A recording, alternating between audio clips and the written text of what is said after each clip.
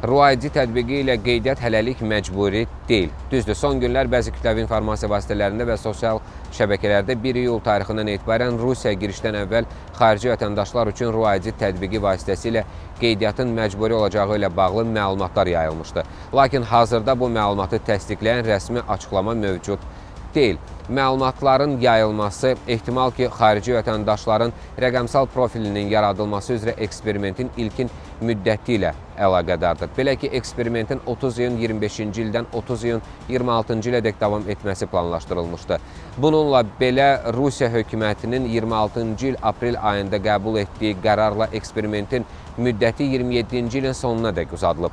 Qərarda RUID tətbiqi vasitəsilə qeydiyyatın və ya əvvəlcədən müraciətin məcburi xarakter daşıdığı barədə hər hansısa müddəa yer almır. Goslugi portalında hələ də RUID vasitəsilə ərizələrin 30 iyun 25-ci ildən 30 iyun 26-cı ilədək təqdim edilməsinin nəzərdə tutulduğu göstərilsə də, hazırda bu prosedur könüllü xarakter daşıyır. Bundan əlavə, ötən il aviaşirkətlərin sərnişinlərin giriş qaydalarını yoxlamaq üçün istifadə etdiyi tematik sistemdə RUID vasitəsilə əvvəlcədən qeydiyyatın məcburi olması barədə məlumat yerləşdirilmişdi. Hazırda isə sistemdə belə bir bildiriş mövcud deyil. Bəs RUID nədir və kimlərə şamil olunur? RUID xarici vətəndaşların rəqəmsal profilinin saxlanıldığı mobil tətbiqdir. Tətbiqin əsas funksiyalarından biri Rusiya girişlə bağlı əvvəlcədən elektron müraciətin təqdim edilməsidir.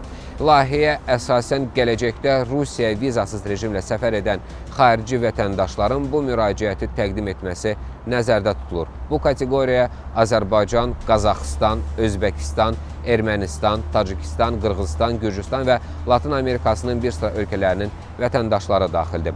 Qeyd edim ki, ilkin plana əsasən 30 iyun 25-ci ildən etibarən RUID tətbiqində qeydiyyat məcburi olmalı idi. Lakin son anda bu tələbdən imtina edilib. Hazırda isə RUID vasitəsilə müraciətin təqdim olunması tamamilə könüllüdür.